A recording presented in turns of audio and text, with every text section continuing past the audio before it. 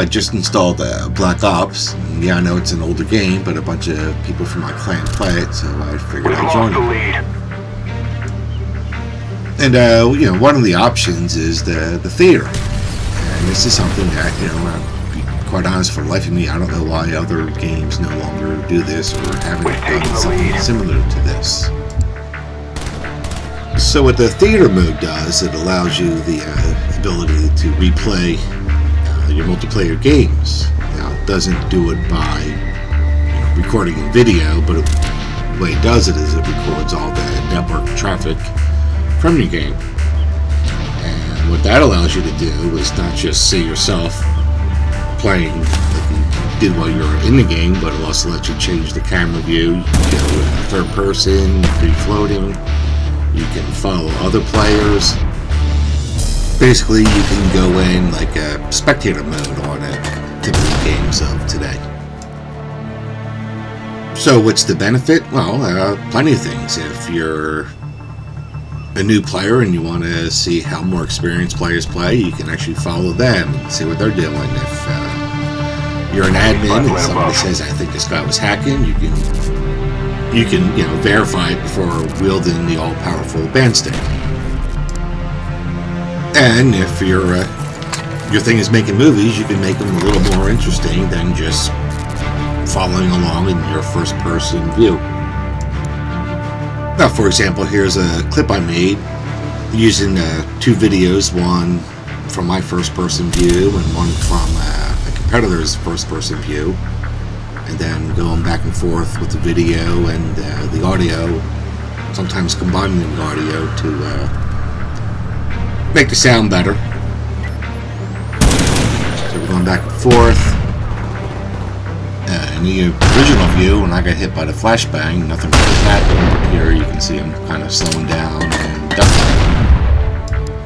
And what I did was I used the sound from my first-person view of the stun grenade, because using the other person's first-person view of the stun grenade, the sound was off.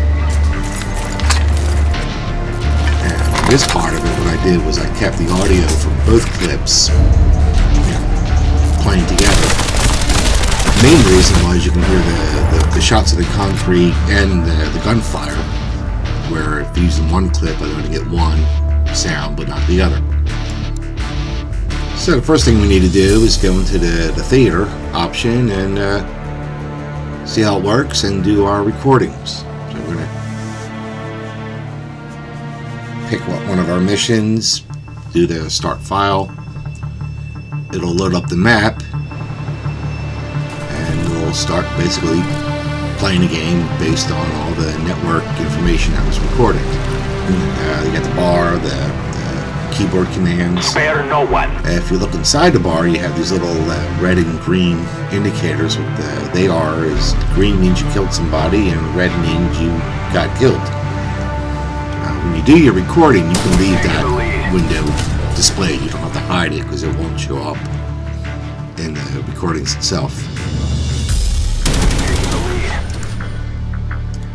So all I'm doing here is I'm just messing around with the buttons. You can speed up, slow down. If you do that, that will, and while you're recording, you'll record in slow motion or fast motion.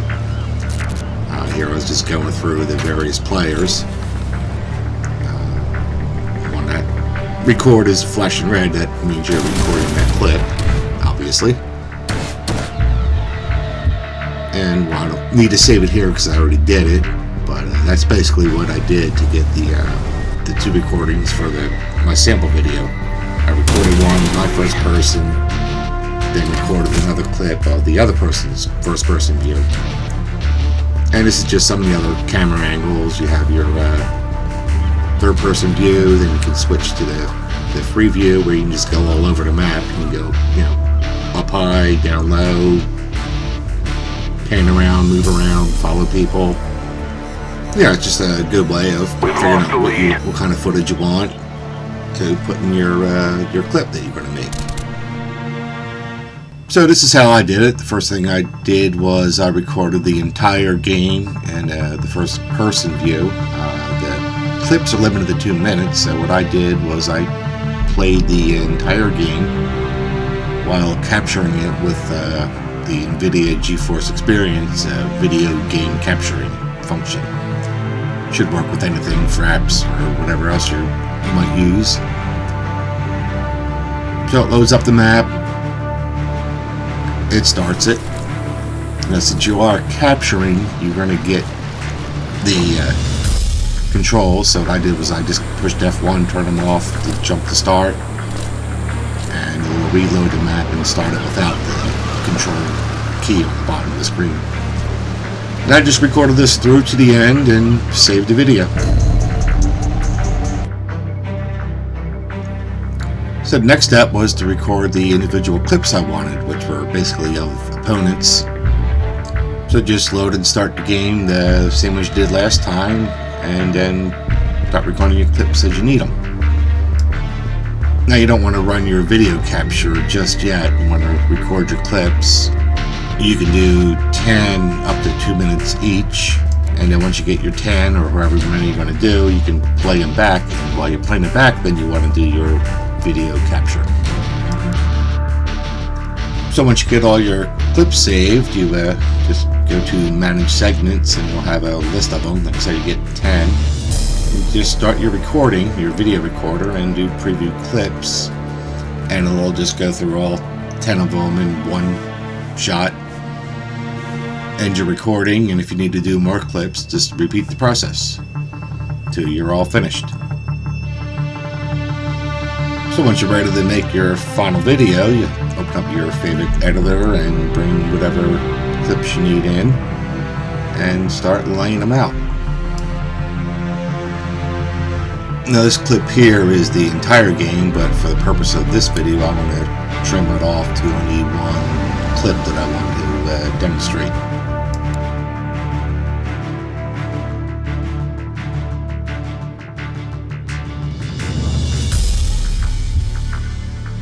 Alright, so I got our clip set. Now I'm going to drag down the other video, which is the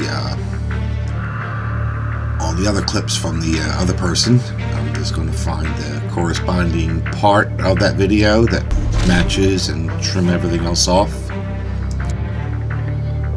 Alright, so we're going to trim off the stuff in the front, and then we're going to trim off the stuff in the back. And the next part is to get everything lined up. Now I found the best way of doing this is to match the first shot from both clips.